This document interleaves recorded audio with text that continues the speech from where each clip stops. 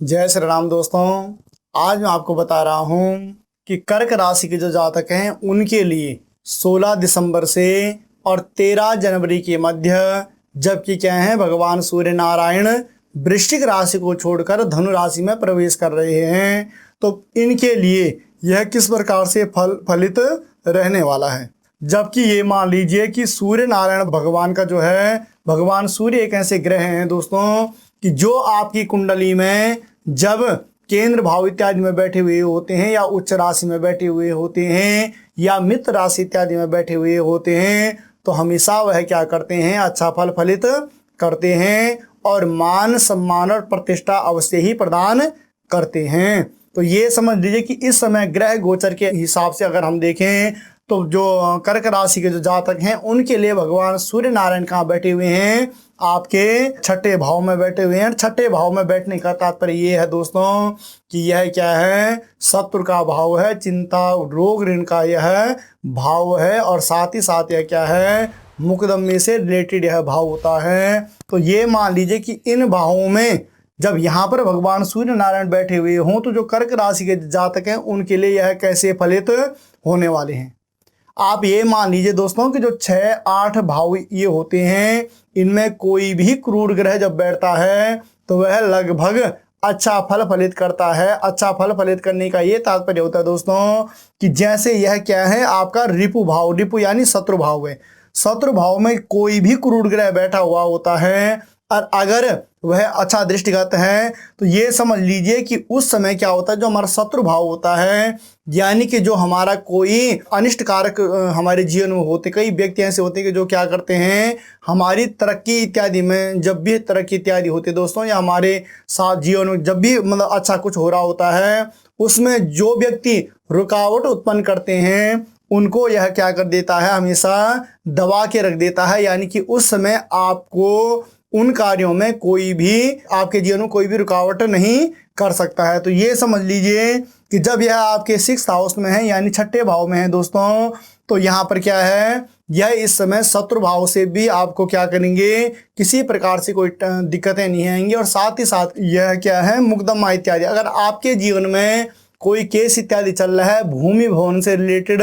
या और भी किसी चीज़ से रिलेटेड, आपका जीवन में कोई केस इत्यादि मुकदमा इत्यादि चल रहा है, तो समझ लीजिए उसमें भी आपको सफलता मिलने के चांसेस बनेंगे। यानी कि इस समय आपका जो प्रयास रहेगा वह क्या रहेगा, सफल प्रयास रहेगा, उसमें आपको सफलता अवश्य ही प्राप्त होने वाली है। उसके बाद प्रथम, द्वितीय और तृतीय दृष्टि इनकी कहाँ पड़नी है, आपके अष्टम भाव। अष्टम भाव यानी कि यह आयु का होता है, जीवन का होता है और साथ ही साथ दोस्तों यह क्या होता है, आकस्मिक धन लाभ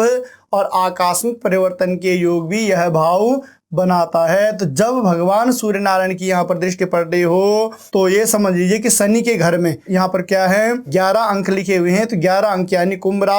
राशि में जब इनकी तृतीय दृष्टि पड़ रही हो, शनि के घर में जब यह जा रहे हो, तो अवश्य ही इस समय मतलब क्या रहेगा, आपका खूब सारा दबदबा बना रहेगा। क्योंकि दोस्तों क्या होता है, जब भी हम किसी के ग्रह गोचर के हिसाब से या जन्म कुंडली, वर्ष कुंडली के अकॉर्डिंग उसके ग्रह देखते हैं, तो अगर शनि का भाव सूर्य के बाद होता है तो ये समझ लीजिए वह हमेशा अच्छा फल फलित करता है। सूर्य से पहले अगर शनि का भाव होता है तो कई बार जीवन में बहुत सारी दिक्कतें आ जाती हैं। तो ये समझ लीजिए कि जब तृतीय दृष्टि इनकी यहाँ कहाँ पड़ रही है, शनि के घर में पड़ रही है, पिता और पुत्र का जो संयोग दोस्तों यह बनना है, इससे क्या होगा कि आकस्मिक इस समय धन लाभ के योग भी बनेंगे और साथ ही साथ आकस्मिक परिवर्तन के योग भी बनेंगे। मगर इस समय थोड़ा सा आपको एक चीज़ से सावधान रहना है, वह रहना है दुर्घटनाओं से। यानी कि आपको वाहन इत्यादि अगर आप चलाते हैं या कोई भी ऐसा कार्य आप करते हैं तो उससे थोड़ा सा आपने क्या रहना, सतर्क रहना है। यानी उन चीज़ों में सावधानी आपको बरतनी आवश्यक है। इन चीज़ों को आप थोड़ा सावधानी से चला लीजिए। और बाकी अगर तृतीय दृष्टि के हिसाब से हम भगवान सूर्य नारायण की देखें तो यहाँ पर यह आपके लिए अच्छा फलित होने वाली है। और साथ ही साथ दोस्तों उसके बाद पंचम दृष्टि पड़ रही है आपके पिता के घर में, यानी कि सूर्य की यह उच्च राशि भी होती है। मेष राशि क्या होती है, भगवान सूर्य नारायण की उच्च राशि होती है। जब पंचम दृष्टि यहाँ पर पड़ रही हो, पिता के घर में पड़ रही हो, तो ये समझ लीजिए कि इस समय कारोबार जो भी आपका काम धंधा इत्यादि है उसमें भी वृद्धि होने वाली है, और साथ ही साथ आपको पद प्रतिष्ठा इत्यादि भी प्राप्त होने वाली हैं, और पैतृक संपदा का सुख भी आपको इसमें क्या होने वाला है, प्राप्त होने वाला है। यानी पंचम दृष्टि अगर भगवान सूर्य नारायण की हम देखें तो यह 101% आपके लिए फलीभूत होगी, और आपके जीवन में इससे क्या होगा, बहुत ही अच्छा एक परिवर्तन, इस समय परिवर्तन का योग बन रहा है। उसके बाद सप्तम दृष्टि पड़ रही है दोस्तों आपके व्यय भाव में, और व्यय भाव का ये तात्पर्य है कि जब मैंने यहाँ पर आपको क्या बताया, आकस्मिक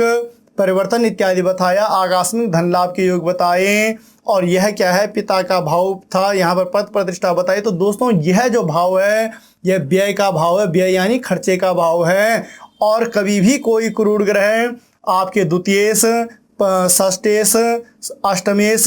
और द्वादशेश, इन घरों में जब क्रूर ग्रह अधिक बैठे हुए होते हैं, क्रूर ग्रह जब कोई भी बैठता है तो दोस्तों वह विदेश गमन के भी बहुत अच्छा योग बनाता है। यानी कि इस समय अगर आप विदेश गमन का आप काफ़ी समय से प्रयास कर रहे थे, नहीं आपको सफलता प्राप्त हो पा रही थी, इस समय दोस्तों अगर आप मेहनत करते हो, अगर इस समय आप प्रयास करते हो तो अवश्य ही आपको सफलता भी प्राप्त होगी, और साथ ही साथ आपको धन लाभ के योग भी बनेंगे। तो ये समझ लीजिए कि जब सप्तम दृष्टि यानी पूर्ण दृष्टि इनके अपने व्यय भाव में पड़ रही है, व्यय यानी खर्चे का भाव, तो खर्चे का भाव भी आपका रहने वाला है, मगर साथ ही साथ उस खर्चे के भाव से आपको क्या है, धन लाभ भी होने वाला है। उसके बाद अष्टम और नवम दृष्टि इनकी कहाँ पड़ रही है, आपके धन धान्य के भाव में पड़ रही है, यानी आपका जो बैंक बैलेंस इत्यादि है उसके भाव में पड़ने वाली है। तो ये समझ लीजिए कि इस समय ओवरऑल अगर हम भगवान सूर्य की दृष्टियां देखें तो आपके लिए सबसे बढ़िया जो रहने वाला है वह यह है दोस्तों कि यह क्या करेगा, इस समय विदेश गमन इत्यादि के आपके जीवन में बहुत अच्छी योग बना देगा। और ये समझ लीजिए कि यहाँ से पंचम दृष्टि जो मैंने आपको बताई थी यह मेष राशि में पड़ रही थी। मेष राशि यानी भगवान सूर्य नारायण की उच्च राशि, और नवम दृष्टि कहाँ पड़ रही है, सिंह पे, यानी यह स्वयं की राशि भगवान सूर्य नारायण की है। तो जब इनकी क्या है कि पहली दृष्टि तो पुत्र के घर में, द्वितीय दृष्टि इनकी कहाँ पड़ रही, स्वयं मतलब अपने उच्च राशि में, तृतीय दृष्टि इनकी मिथुन राशि में, मिथुन के साथ में मतलब ये मान लीजिए बुध के साथ में भगवान सूर्य नारायण का बहुत सुंदर योग बनता है। और नवम दृष्टि इनकी कहाँ पड़ रही है, आपके धन धान यानी आपके बैलेंस भाव में पड़ रही है, बैंक बैलेंस इत्यादि के भाव में पड़ रही है। तो कुल मिला के अगर देखा जाए तो आपके लिए यह समय बहुत ही अच्छा फल फलित यह करने वाला है। और साथ ही साथ दोस्तों आपको एक बात का थोड़ा सा यहाँ पर ध्यान रखने की आवश्यकता है कि आपके थोड़ा सा नेत्रों से संबंधित कोई विकार ना आए, इसके लिए आपने नेत्रों का विशेष रूप से ध्यान रखना है। और बाकी ओवरऑल अगर हम देखें धन संपदा इत्यादि के लिए अगर आप इस समय कोई चीज़ जोड़ना चाहते हो, या प्रॉपर्टी से संबंधित या हो, या गोल्ड से संबंधित आप कोई भी चीज़ आप जोड़ना चाहते हो, तो ये समझ लीजिए क्योंकि बैंक बैलेंस के भाव में जब भगवान सूर्य नारायण की नवम दृष्टि पड़ रही हो तो समझ लीजिए कि यह आपके लिए अवश्य ही अच्छा फल फलित